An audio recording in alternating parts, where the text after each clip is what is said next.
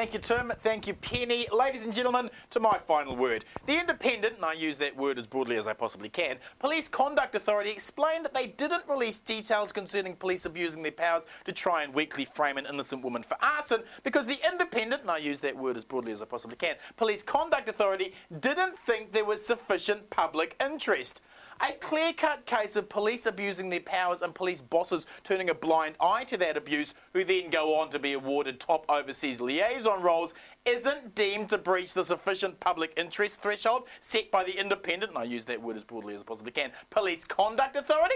What on earth would the police need to do to breach that threshold? Start posting all their planted evidence cases up on YouTube with a direct link to the Independent, and I use that word as broadly as I possibly can, Police Conduct Authority's online complaints department email address? The Independent, and I use that word as broadly as I possibly can, Police Conduct Authority is supposed to be our watchdog, not a lapdog. What else haven't they deemed to tell us about police abusing their powers corruptly? Is it any surprise that Richard Woods, the former head of the Secret Intelligence Service who wrongly held Ahmed Zawi in solitary confinement for 10 months, has just been appointed to the Independent, and I use that word as broadly as possible again, Police Conduct Authority, proving the entry requirements seem to be a high mix of incompetence and ignorance?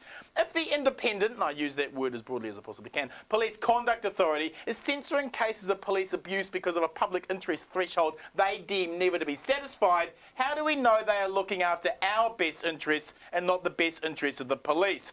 On next week's Citizen A, Cameron Slater from Whale Oil and radio broadcaster Professor Collins join me to review the week's events. If you like tonight's show, please join our Citizen A Facebook site and connect with other like-minded news citizens. If you're in Auckland this weekend, join me at the Viva Waitakere this Sunday at Henderson Park from 4 p.m. Thanks for watching, whānau. Good night, Aotearoa.